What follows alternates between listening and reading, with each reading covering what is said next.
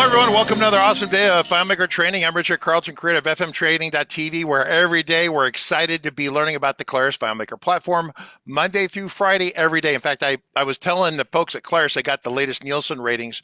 We are the top FileMaker daily live stream at the 1 o'clock time slot. We are very excited to be in the #1 spot. We're very excited by that.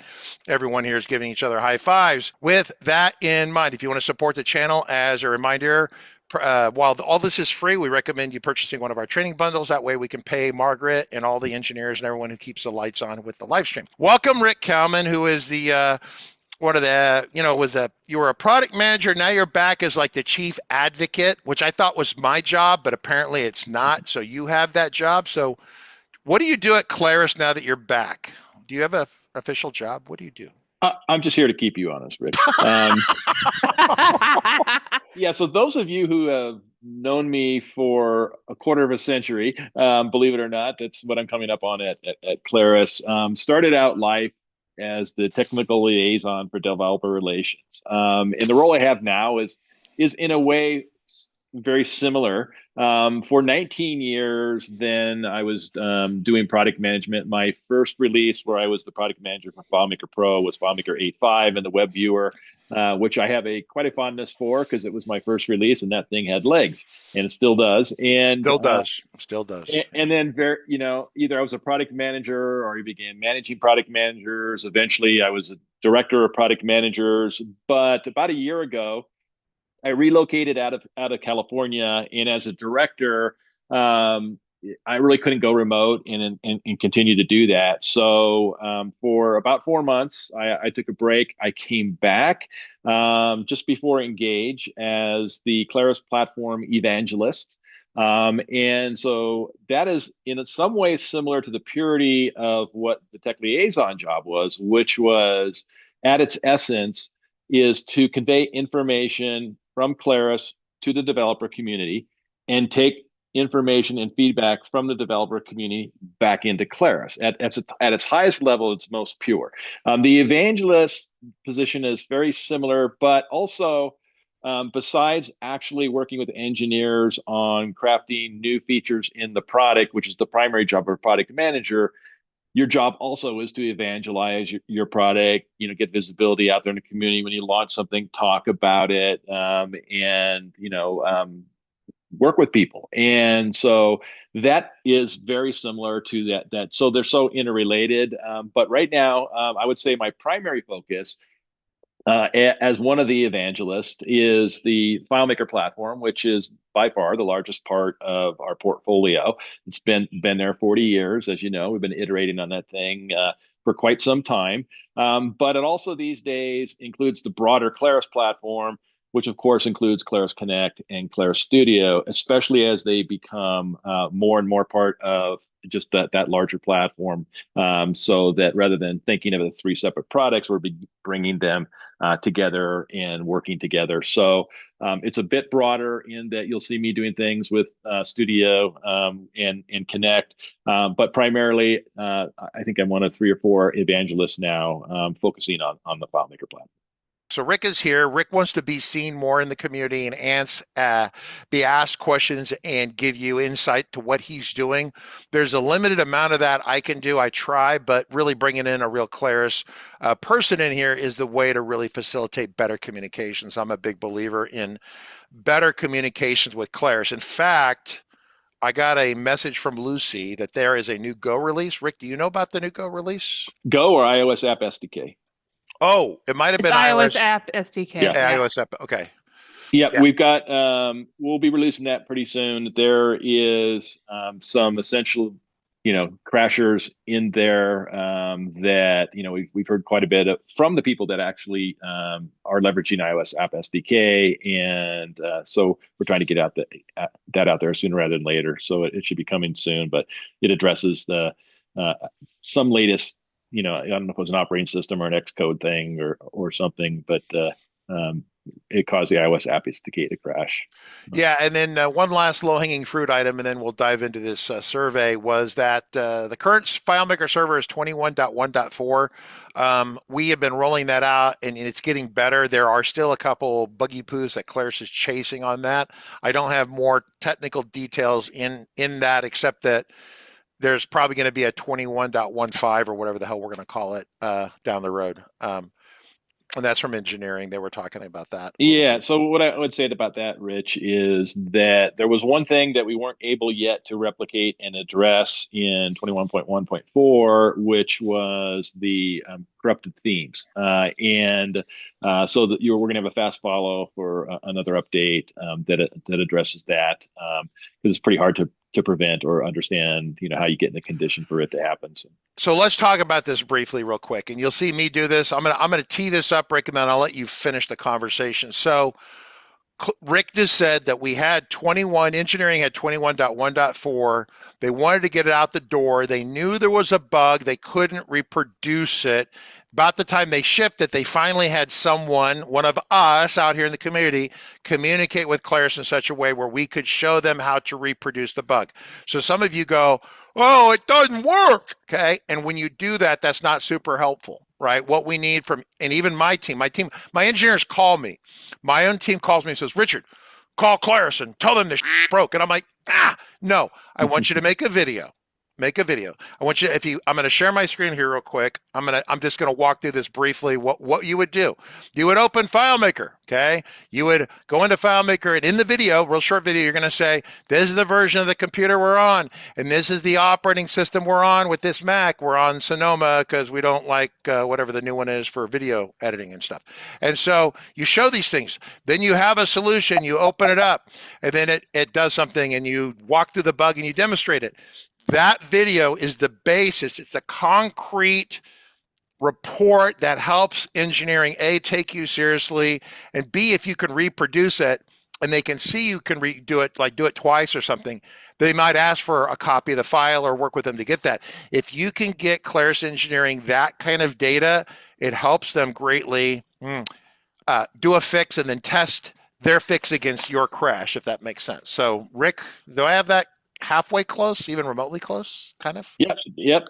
That's it. So, if we can replicate something, then we have the chance, obviously, to fix it. A lot of times, especially when people are reporting things with server, they can be notoriously hard to replicate because so much is dependent upon your environment, the complexity of your solution, the number of people that may simultaneously be hitting your solution. And so what we find, and we found this for, well over a decade, I ran the ETS, that a lot of times when we would test in the early testing program, which is ETS, some of the bugs that after we launched would show up did not come through the ETS, because one of the things about the ETS, you can't deploy it in a production environment because it's ETS, right? And it's also under NDA. But it's not until you're actually having people hit the real solution. People tend to, in ETS, look at atomically each of the enhancements, sort of get their head around it and test around it. But as we know in FileMaker, it's when things all come together organically that you run into things. So for servers, those can become notoriously difficult. We have multiple programs where there's something called Ring Zero, where we take people who are reporting something that is, we believe, many people may be facing in server, working directly with them upstream of ETS. Get them working with our engineers, giving them builds to test it, and then if we believe we got there, we'll drop it into ETS for more people to look at it. So the other thing I'd have to say about the server, because there's so many moving parts there, and it's so critical to people's deployments, that every single time we do a major release, like say between FileMaker 2024 and FileMaker 2025, typically we're addressing hundreds of under the hood issues that were reported, or we're doing some performance tweaking and stuff. But one of the things is I was thinking about, this recently, and when I came back, some of the server bugs that are out there is a lot of times we will enhance, say, the performance of server, so that then it starts to reveal underneath it something that maybe you couldn't run into before because you were throttled with, say, the number of threads. Now you can take advantage of more CPUs or threads, and then underneath that is something else that was obscured. So we continually try to knock those things down, and by far the best thing that for us is if you can get a case into support so that they can log it and it goes into engineering, and then we can replicate it. And we try to knock those down all the time, constantly. But yeah, that, the keys to the kingdom, or if we can replicate it, then we then can look at, okay, what's going on? How do we fix it? When we can't, it can be a shot in the dark, right? Yeah, absolutely. So, yeah, so Rick didn't say the word video, but as a hot tip for everyone, when someone makes you a video showing you it doesn't work, it answers a billion questions as an engineer. You're like, oh, and you may not have an exact read on where it's at, but you know that the person who's reporting it is competent, not smoking weed, and that you have a way of kind of framing the bug in your head, because as a tech support, people get it, they write it up, they review it, they report it, and then it potentially gets escalated, right? And especially if you have a video they can see it, it's so helpful. So Yeah, Rich, as a way of example, so internally, obviously, we're running Scrum. We use Jira. Yeah, you may be familiar with that. We have Jira tickets for things we work on, including bugs. And Jira tickets have a rich um, comment section, which I say is a history, right? And so I always use that. And so when I came back and I heard about this theme corruption bug, I went into the Jira ticket and I could see that, sure, we were hearing about it. We were hearing about it on the community. We were hearing about it from customers, and we couldn't replicate it, right? And so I'm looking at that, and people are theorizing, trying different things. They can't replicate it, and then boom, someone replicates it, right? And the second we're able to do that, it just goes on the fast track because now we're not stabbing around in the dark. So you can almost see it real time, and because it just, okay, there's 1,000 things it could be, or 100 things it could be. Now it narrows it down a path. So, and also we really do pay attention when people are posting in the community, especially if there's multiple threads, that, hey, I'm running into this issue. It makes a difference, right? So report it to tech support as a case, officially gets a case number, but also community as well. Raise it there. Either someone's already run into it and either can give you assistance on what it is, or at least a workaround, and it also gives us a heads up of things that are if impacting you. if someone's going to report something to tech support, that's an email, what, support@claris.com, or Yeah, what it? yeah. There's probably a link on our website somewhere as well to report an issue. Okay. But what it happens is it gets assigned a case number, and it literally goes into a system that then feeds engineering, allows support to track it. It is the thing that then determines, does support need a KB article because there's a Mm. workaround, or to acknowledge that the thing exists and that we're aware of it. So it feeds a lot of internal communication mechanisms. So it is very helpful for us. I know it takes time and it can be frustrating, but it really helps us to address it ASAP. With that in mind, that's your kind of your quickie update on releases. Let's talk briefly about the survey that Claris, and we were talking about this on Monday a little bit, but let me bring this up. I'm going to share my screen, and then Rick's going to hang out down there. I'm going to go over to my Claris. So Claris has a survey. So this is the Claris roadmap. This is a survey. So Claris wants you to more or less, I guess, select 5 initiatives that matter the most to you. So this, I guess, this kind of dovetails into that thing we talked about probably a year ago, the kind of your roadmap, online roadmap with points, Rick. Yes. So if you get this link, everyone, these are the initiatives here. You read the initiative here, then you get to the bottom, and then I guess you select 5 of the initiatives, and then just vote on that, and that's your vote. Some of these I wanted to reach to the internet and slap certain people at Claris. I'm being nice, but when they ask about FileMaker free, I don't know why they keep asking about it because we need that and it's never not going to be a thing, right? So to me, it's like when someone asks a question that's really obvious. It's like, hey, would you, if you're going to buy a car, would you like a car that runs? Yeah, that'd be great. I'd like a car that runs. So some of these questions in here, I don't know if they're trolling me or you, but and maybe someone thought that was a legit question at Claris. I don't know. Rick, you didn't create this list, right? So Nope. okay, so real quick on these, I'm going to read through these at the top. Margaret, if you have questions or Rick, I mean, if you have thoughts on this, bundle connection on-prem agent as part of FileMaker server installation. Connect on-prem to on-prem server. Yeah, we've talked about that for a couple of years, right? Doing kind of. Yeah, I mean, you think about it, similar to the kind of thing we ended up doing with Let's Encrypt. To why not let the server install the bits, and rather than have sending it off somewhere out, download this thing, get the key, pair it.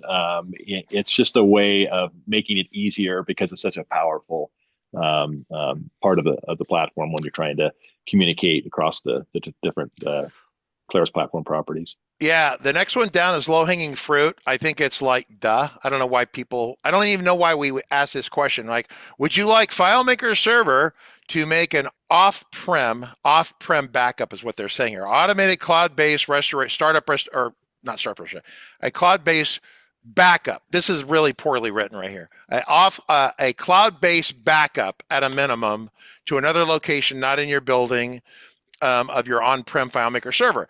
Duh, right? What do we always tell? If you crash FileMaker on your FileMaker server, you don't use a crash file, you restore to a backup. If all your backups are shot in the building, because we've had customers that have gone through hurricanes in the part of the United States, fires in California, if all your backups are right there, you are in deep trouble, okay? So having an off-prem one is really great. I mentioned this to PM probably 9, 10 months ago. I thought this was an obvious low-hanging fruit thing here. Feel free to chime in here. I'm not monologue all this, Rick. Add-on configuration, data persistent, streamlined update process for scaled adoption. Enabling developers to install add-ons without requiring full removal and reinstallation. Yeah, add-ons I don't know have ever been fully completed, right? When I saw this, I was like, did we ever fully complete? Was that a preview feature for a long time, Rick? Do you know if that was It, ever? it wasn't necessarily a preview feature, but it certainly needed following up on, and we're coming back on this because it's a bit funky and a bit fragile when you're essentially setting up the setup through a layout, right? So some of the things we're looking at is the ability to have essentially a scratch space where the stuff is stored and it pulls from it. Oh, that's right. Yeah. Yeah. Yeah. And it just makes it a lot more usable. And it's a bit funky now. And it's a bit fragile, and it's just when you're trying to update stuff, it's just a real pain. So, we wanted to come back after this, and then we're starting to leverage some of these capabilities for some of our LLM as well. So. Okay, cool. Implement centralized control for FileMaker security across multiple files.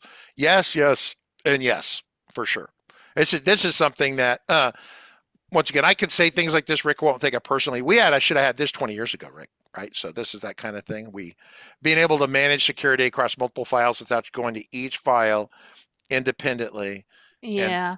yep, Margaret, you're doing it. Hansa, well, I did that also. Hansa had a really interesting live stream on this, like, 2 weeks ago, 3 weeks ago, where he basically broke down all the unique ways you could accidentally get into trouble without really meaning to. So this would be awesome. Yeah, that would be a good one. I vote for that. New themes for FileMaker Pro for a better looking app. So new themes, right? So obviously, if now Nick Hunter, okay, he saw this on Monday. He's like, I am offended. I am offended. You don't need any new themes. You just need Nick Hunter. So he's been doing a UI design on the live streams. He's like on day 12 or something. So everything that I build always looks horrible compared to when Nick is done with it. It looks like Steve Jobs got in there and handcrafted it. So AI calculation assistant in FileMaker. Yeah, didn't we see that? That was at Claris Engage, right? Didn't they show that a little bit?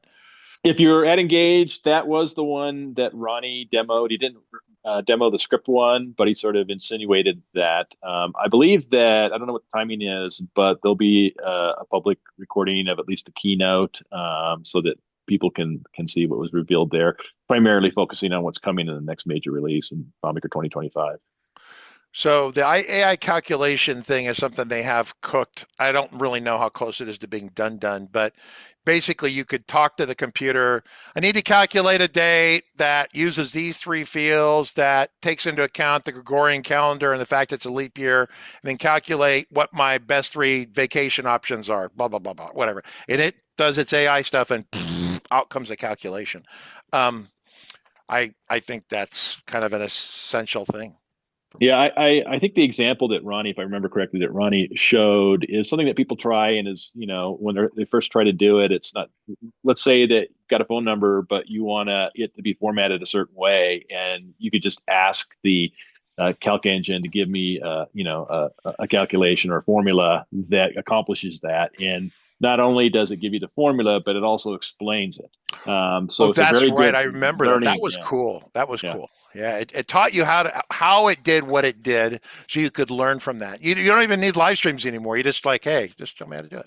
Okay, cool. AI script assistant sounds like the same thing, right? Tell me how to write a script that will make me $1 million with FileMaker, right? Is that the so describe business logic required like fines, performing fines, interacting with external sources. That's a stretch. Maybe receive full script sequence. Da, da, da, da, da. I mean, if you could actually have it where it would actually say, go connect the Dropbox with this account and go pilfer all the data into container fields, that would be shockingly awesome. That would be amazing. I would love that. So AI calculation says script assistant, free version of FileMaker. Okay. I don't know why this is a question. I mentioned this earlier. This is like, duh. Would you like a car that actually starts when you pay $50,000 for a brand new car? Would you like one that actually runs? Yes, that's an obvious yes. Make marketplace content discoverable on FileMaker Pro. Rick, Within FileMaker, what's that? within FileMaker Pro. Yeah, within FileMaker Pro. Yeah. You've been involved with marketplace initiatives since what, 2000 down there? Has it been that long? Yep. Yep. So the marketplace has been a thing it's never been really executed by Claris. Claris tried to do it, but then it became this big management. I remember Julie Sigfrenius being in the middle of that, just killing all her time and schedule, trying to manage and have people submit a solution, then review the solution and make sure the solution's good enough, then put it on the marketplace. If they were going to do this would be something they'd want to punt. Of course, Apple makes, well, see, that's the thing. Apple makes money on their market. They make 20 or 30%, whatever they make on apps, right? But if Claris made 30% on all the apps that were in the marketplace, then they could hire someone to run the marketplace, right, everyone? But then everyone would complain that Claris is skimming off the top. So then Claris would do it for free, but then they couldn't justify the person who ran the marketplace. That's an evil circular logic malfunction.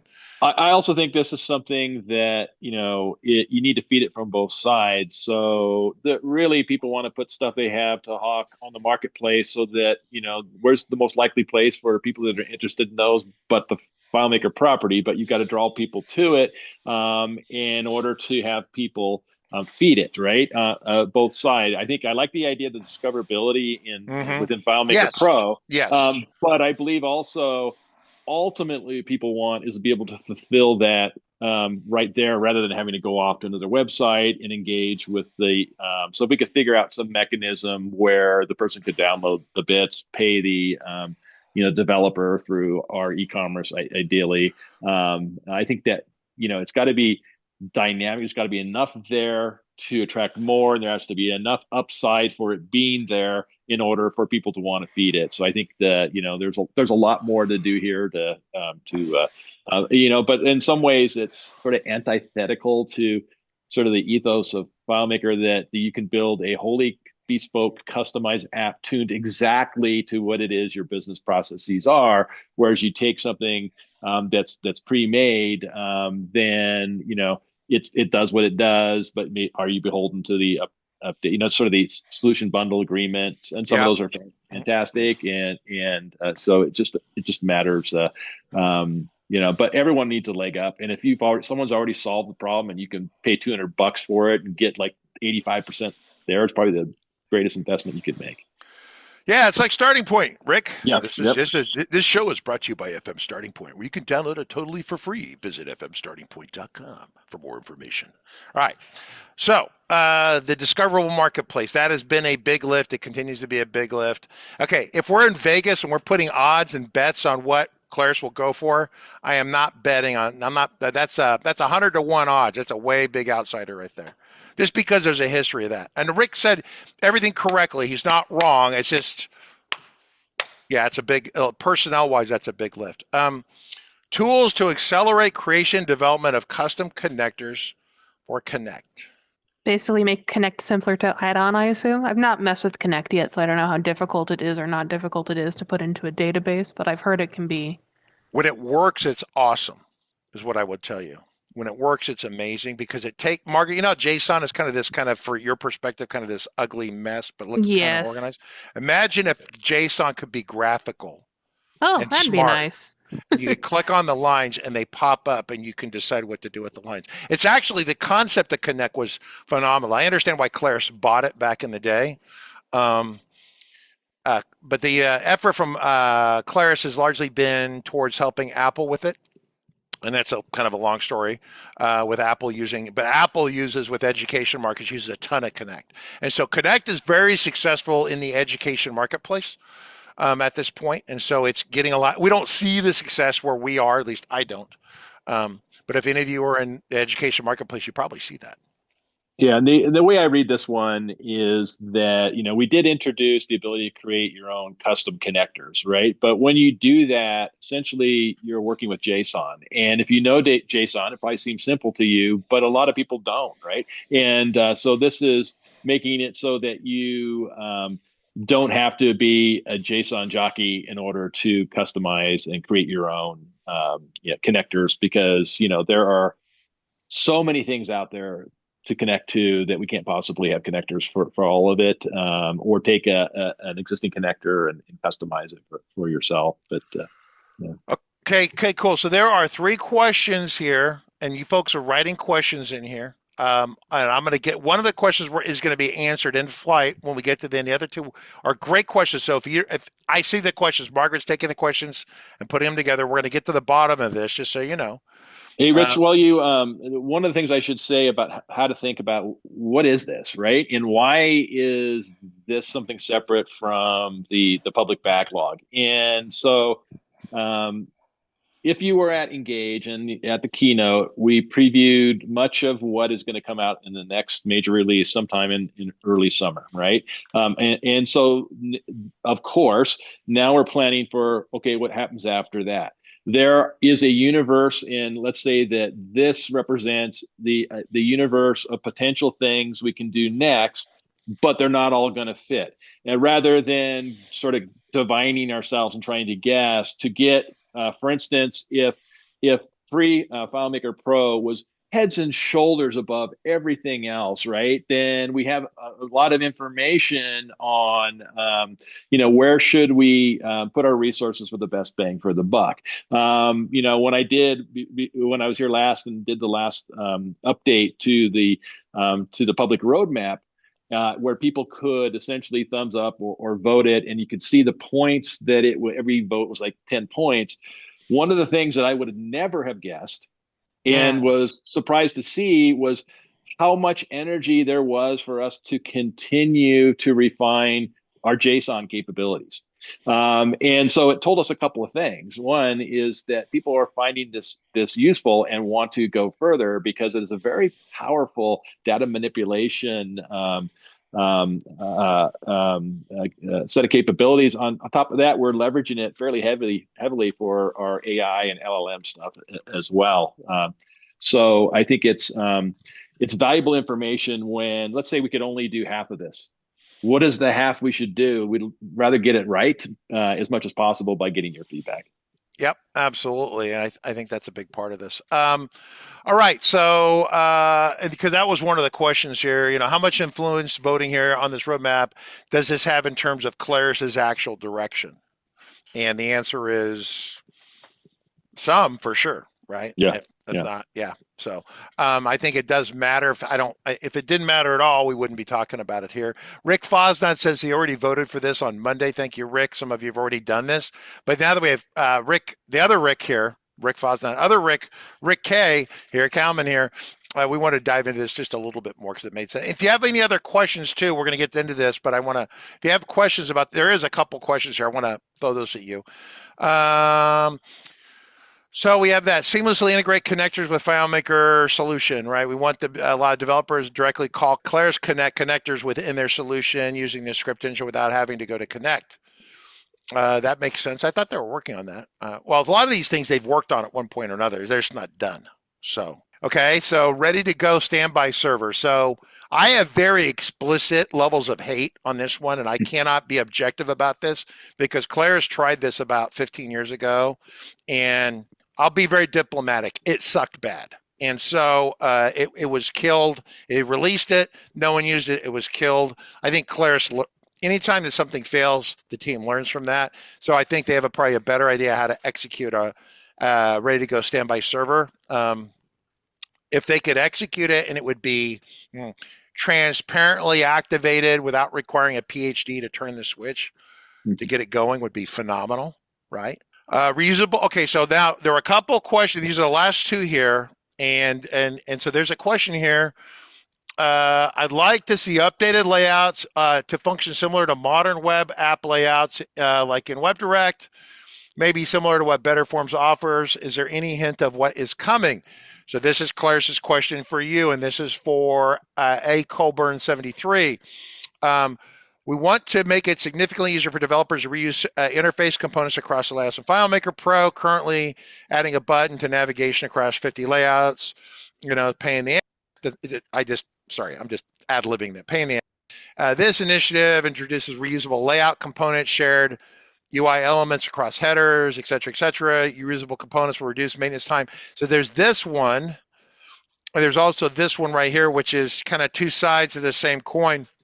By integrating Claris FileMaker Pro with Figma, which I don't even know what that is, so developers can easily incorporate modern professional designs in their applications by enabling developers to import Figma assets to their solution. I know what Figma is, but if we could import dynamic UI assets like sliders and buttons and whatever things in there, modern tools in there, that would be phenomenally awesome. Right. And so these are two things that address layout, construction, layout, the speed of development, ROI.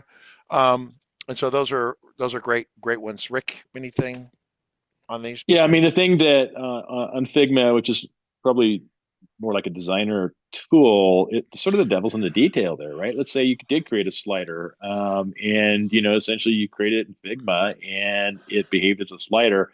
The entire really the value comes from how does that get hooked into FileMaker when it knows nothing about what it is. They can pull that off. It's now you can make your own components.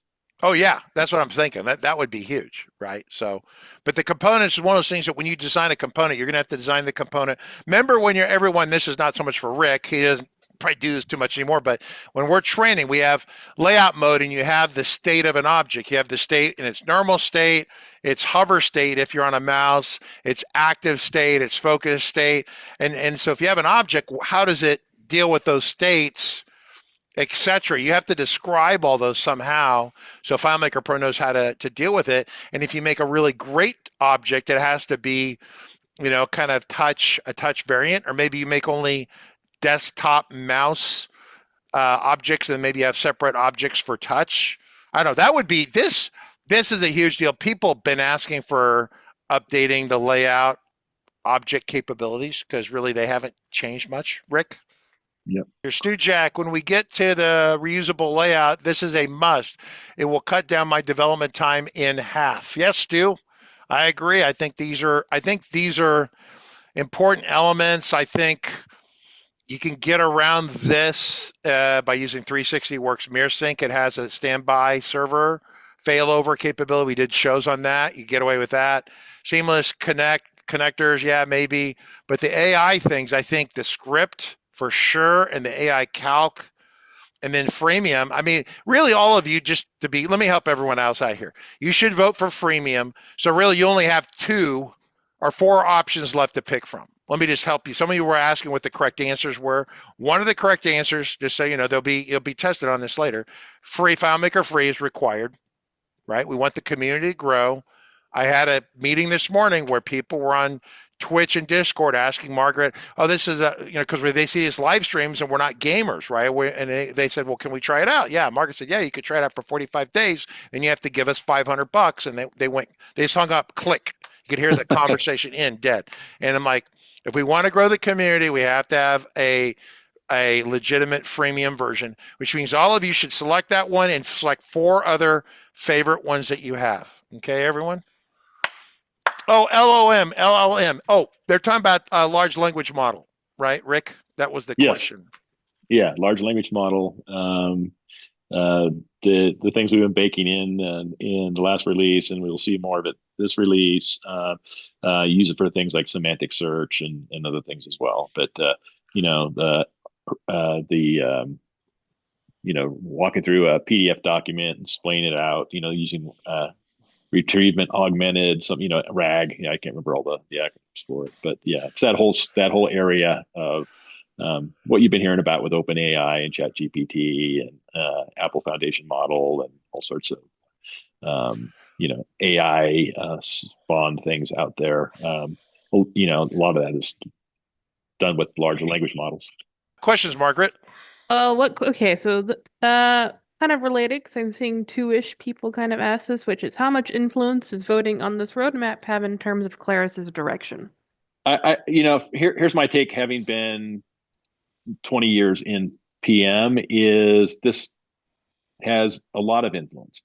In that the reason they wouldn't even ask if they weren't, because look, there's more here that we can bite off, and some of these things are bigger than others, right? And it's always a balancing act. Do we put a lot of smaller enhancements in, or do we put our investments in a few major things that will make a huge difference? And getting a sense of, do we have like a few things that just rise so far above everything else, and then everything else is sort of even schmear below that, or are we seeing certain patterns there? That's a big part of the kinds of things, because in the end, we have to build products that our customers are willing to give us money for. Okay, are there any connectors to external charting products? I'm not sure off the top of my head. I'm not sure. Andrew was asking the question a couple times, and he asked it different ways. He's got a legitimate beef, and that His is first one is there any intent for Claris to implement a better set of charting tools? The current implementation is kind of clunky. the question is I haven't seen anything on that, Andrew, but the way I would solve it, if the built-in charts don't work, you can use a Google chart that's free, or I'm just going to drive on the screen here briefly. I'm going to pop a new window if it lets me. And the one that I prefer to use is Fusion. It's going to screw this up. Fusion charts. Here's this one right here. And this is a JavaScript-based framework. It's what I've used before historically, and it's got some pretty bad charting in here that's really customizable. So for what it's worth, Claris can't do everything. In fact, to be honest with you, this goes back to Rick's Keynote feature in his original product. You deliver the charts through here into a web viewer, right? Once again, that was Rick's first release with FileMaker, Pro 8.5, right? Yep. Yep, and the web viewer continues to be one of the most important technological advancements. And I remember at the time you guys built it, you thought it would be important, but you had no idea how important it really would be. The other thing I might suggest is also take a look at the charting capabilities of Claris Studio, and because they're products that we make ourselves, we can begin to leverage that, beef up what Studio can do as far as charting, but also be able to leverage what Studio can do with charting in FileMaker natively.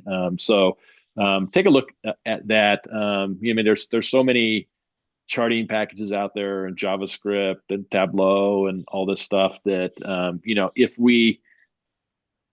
if we don't have to expend resources on trying to recreate charting that's not as good as some stuff that's already out there versus being able to leverage it. So I can see why you would ask for, Connect. Is there a way that I can send data out of FileMaker and have Connect, return back to me through one of these third-party charting packages?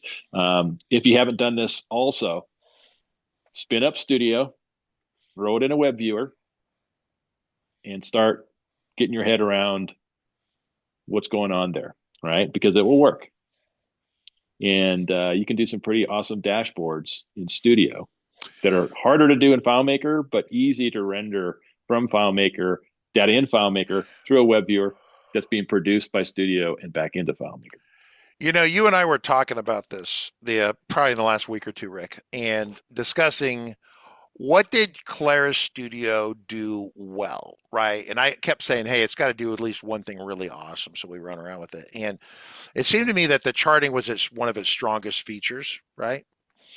And so I think that there is value in that potentially, especially if you can get it to connect back to the FileMaker data, play with that. In fact, if you just use Studio as a executive dashboarding capability, that would have some value. I mean, it's clearly they want Studio to be used for more than that, but if it does one thing really awesome, pick one thing it does really awesome. And maybe dashboarding is that thing. Maybe it's already there. I haven't looked at Studio in 6 months. But if the charting is really off the hook and really great, that would be a way of incorporating it, and it would be included as part of your license because a basic level of Studio is included, right, Rick? Yep. Yeah, relatively new. You can request access to Studio and Connect as long as you have an eligible license, which is a volume license, or you have a perpetual license with active maintenance. Then you can get access to it. Yeah, so Lynn from Austin's asking for clarification here. One of our routine viewers here, hardcore FileMaker advocate, is Studio free? Yes, it's free for X number of layouts. I'm gonna use the word layouts. I don't even know if they use those words, but layouts or pages you design. You get it for free. Margaret just put the Claris roadmap up. It does the data that so FileMaker. Okay, so FileMaker server. You're running FileMaker server. Say it's on premise. Lynn is at the. Are you at the University of Austin? She's in Austin, Texas, or he? Sorry, he is in Austin, Texas. And so the question is he wants to know, does the data stay on premises? And the answer is no, because Studio is an online system. So it's going to pull that data out in a secure way, but it still has left the building technically. And it's going to be displayed through Studio back to the clients, right? Rick, do I have that correct? Yep, it's a completely different data store. It's cloud-based, Mongo database on the back end, yeah. So we don't have an on-premise only version of Studio yet. Something certainly people have requested for obvious reasons. Yeah, because the data security, even if it's fully encrypted, a lot of people don't want the data to even leave the building, Yeah, right? Which yeah. I get that. Okay, other questions we have because I don't want to waste Rick's time. Rick's got important Hey, meetings. can I make a plug, Rich? Sure. If anyone on this live stream right now, or someone who views it on YouTube once it's posted, if you are relatively new to FileMaker, okay, so you consider yourself just you're coming here, you're trying to figure out, what you can learn from Rich and company on how to get started, and you are interested in Studio, then I would be interested in talking to you, because one of the things we want to do is we've been doing a lot of testing of Claris Studio with seasoned FileMaker developers who know the FileMaker platform extremely well, right? So of course, coming with that is a lot of expectations on how does it do this, or I want to do that, or that kind of thing. But we're very interested in someone who starts with Studio, and how is it something that resonates with them? If you're interested in that, I can get you set up, and we'd like your feedback on the experience. And so what I'm going to offer is that email me directly. And it is Rick underscore Kalman. It's Kalman, at Claris.com. Send it to me directly. I'll get you set up and get you going. Part of the thing is I'm not going to over lead you because we're very interested in the experience itself from someone who's not as familiar with FileMaker, right? So there may not even be that many people on here, but there may be a few. There may be people that watch the YouTube. But please, if you're interested, email me. I'm looking for some people to begin talking to. I find actually buying FileMaker to be kind of confusing. Is there any discussion on streamlining the different ways to buy FileMaker and make it easier to understand for me and my customers?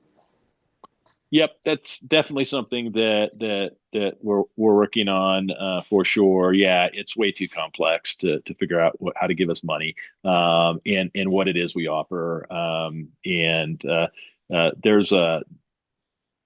There's an understanding of that necessity, and there's work going on to make that better. Yeah, that's always been a thing. It's trying to figure out where you fit within the pricing, right? With Claris and five user groups, et cetera, and then whether you want to pay for it on an annual subscription, which I really recommend people do. It keeps you up to date. It's much cheaper than buying perpetual, and it keeps it manageable and a predictable yearly expense. So I was never a big subscription fan.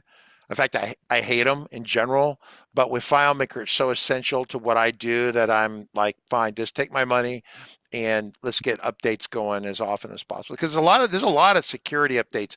Claris doesn't beat their chest about this. There are a ton of security updates going into FileMaker with every release. They don't say, well, maybe you should, upgrade to a new version. That way your old one doesn't get hacked, right? They don't talk about that. And I'm not scaring anyone, but just understand if you have old tech from 8 years ago, there's probably ways of getting into it that have been fixed since then, right? But maybe your data is not important. If you have a list of all the top rescue cats that are available at the local cat orphanage, the Chinese and Russian hackers don't give a shit about rescue cats. But if you have the next stealth bomber plans for the B-21 stealth bomber, then maybe you should be using the latest, greatest security, right? All right. Any other questions we have for Mr. Rick? Because Mr. Rick is a busy man. We don't want to waste his time. Anything else, Margaret? I think we're good. So thank you everyone for coming. We Thank you, greatly Mr. appreciate Kalman. it. Thanks to Rick for coming in. We greatly appreciate it. Glad you're back. It's awesome that he's here.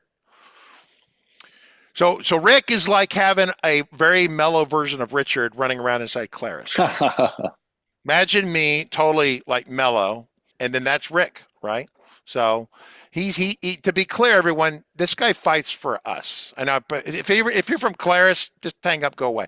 Rick fights for the community. He cares about us. He was a developer for years before he ever stood in the building, right? He was a developer for years. So he understands what we do. He's done the job. He's earned the patch that says I'm a bad FileMaker developer. He has that right here on his shoulder. Understand that about him. If you have a question, if you don't want to air it out in front of us, you want to tell him how horrible I am or something, send him an email to Rick_Kalman at Claris.com. All right. All right, everyone. We greatly appreciate it. We're going to catch you tomorrow. See ya. Bye.